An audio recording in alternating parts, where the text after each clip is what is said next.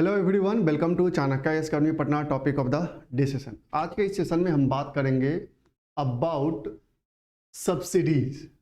Indian government पे अभी दो कह सकते हैं डायमेंशन पे बहुत बड़ा चैलेंज है।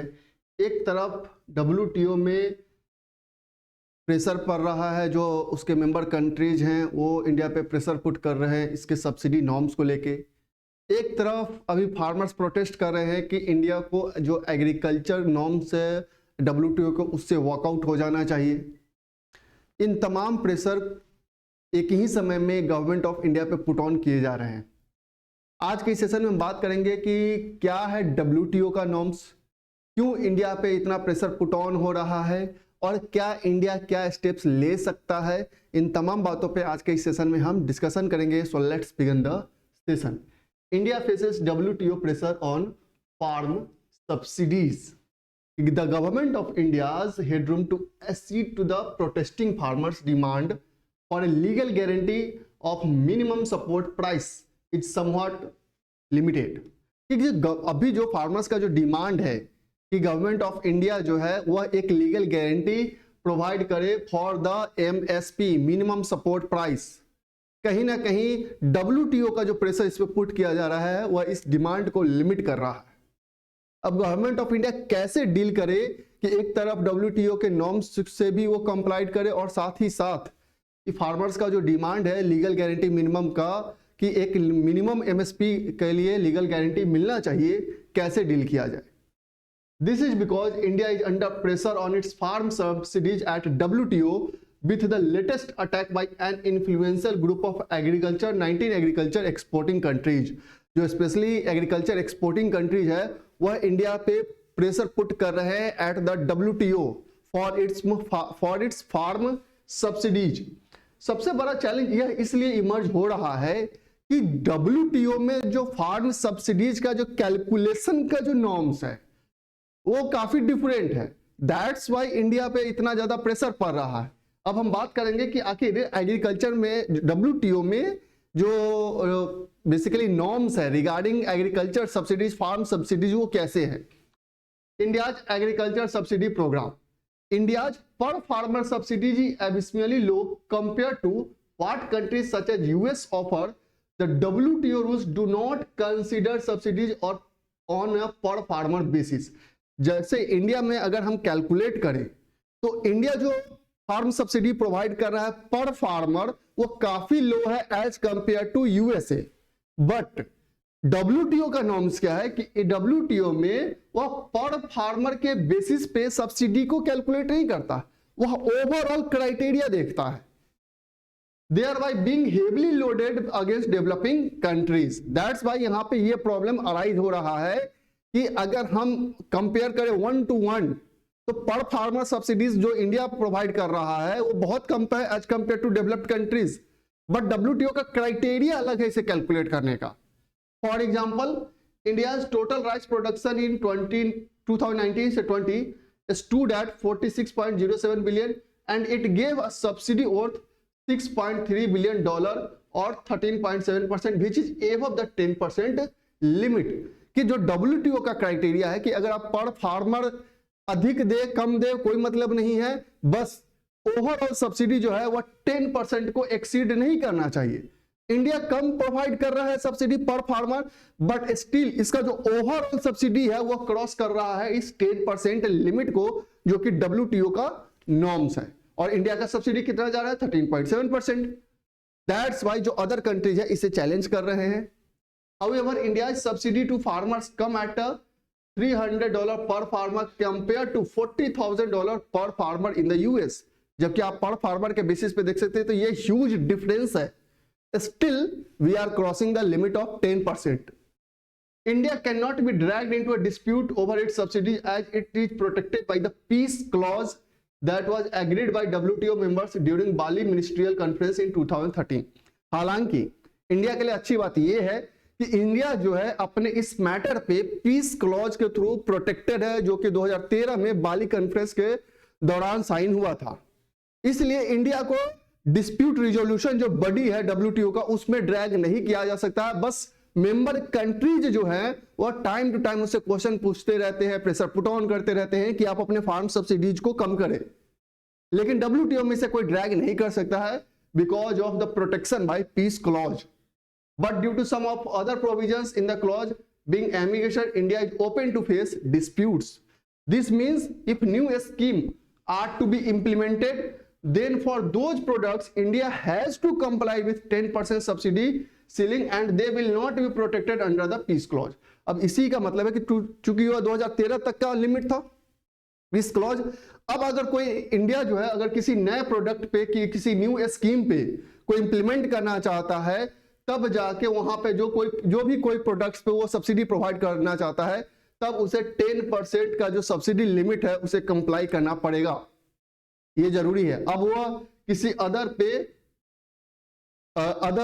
प्रोडक्ट्स को, स्कीम्स को इस पीस क्लॉज के तहत प्रोटेक्ट नहीं कर सकता है। ये यहां पे इंडिया के लिए चैलेंज है। Attack on India's agriculture subsidies, जो सबसे बड़े कैंस ग्रुप है जिसे comprising Australia, Brazil, Canada among other members have claim that India's public stock holding programme is highly subsidised.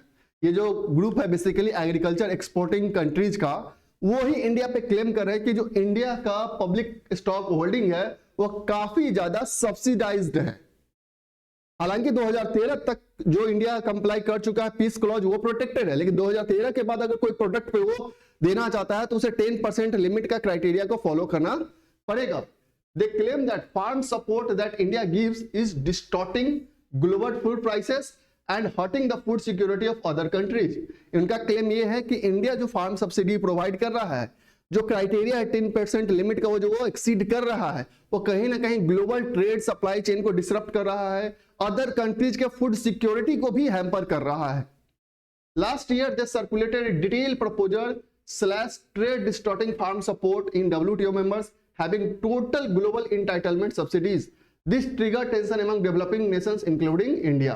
और जब यही कंट्री जो एग्रीकल्चर एक्सपोर्टिंग कंट्रीज है, जब इन्होंने एक सर्कुलेशन पूरे ग्लोबल लेवल पे जब सर्कुलेट किया डिटेल्ड एनालिसिस इस फार्म सब्सिडीज का, तो डेवलपिंग कंट्रीज इंक्लूडिंग इंडिया के लिए काफी ज्यादा चिंता बढ़ गया था।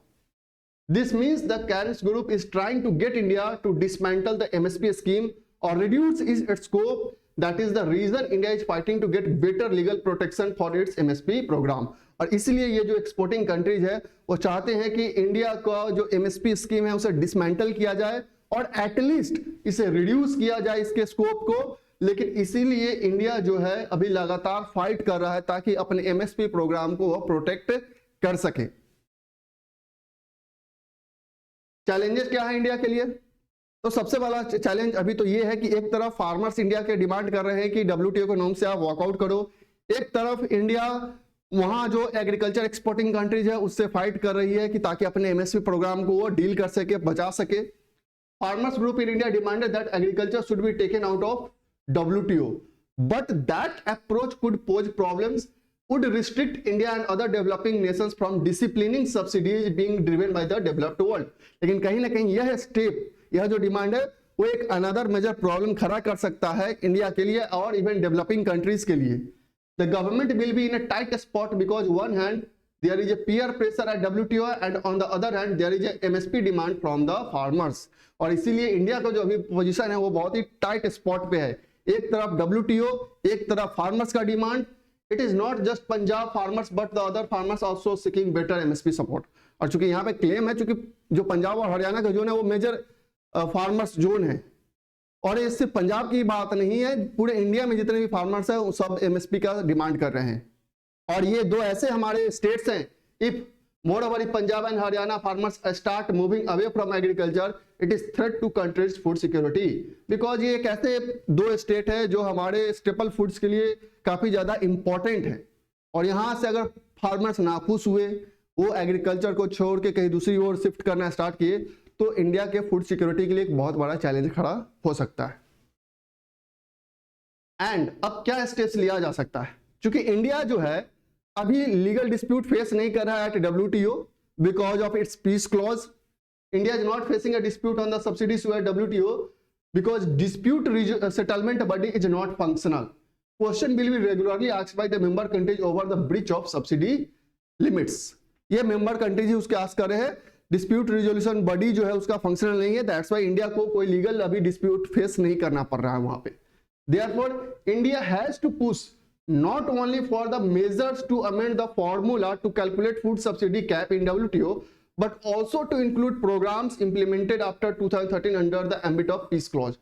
दो इंपॉर्टेंट स्टेप्स लिए जा सकते हैं इंडिया के द्वारा कि सारे डेवलपिंग कंट्रीज को एकजुट किया जाए और WTO का जो नॉर्म्स है कैलकुलेट करने का सब्सिडी उसमें चेंज किया जाए कि जो पर फार्मर सब्सिडी अगर देखा जाता है तो डेवलपिंग कंट्रीज का काफी कम है as compare to developed countries, तो उसके WTO का नॉर्म्स जो है कैलकुलेट करने का सब्सिडी उसमें चेंज लाया जा सके। एंड द सेकेंड वन कि इंडिया को यह भी ट्राई करना चाहिए कि आफ्टर 2013 जो लिमिट है पीस क्लॉज का उसको भी इंक्लूड किया जाए कि अगर कोई अदर प्रोडक्ट्स पे वो सब्सिडी प्रोवाइड करना चाह रहा है, कोई न्यू स्कीम लाना चाह रहा है तो उसे भी पीस क्लॉज के तहत रखा जा सके ताकि उसे 10% लिमिट का क्राइटेरिया उसे फेस ना करना पड़े।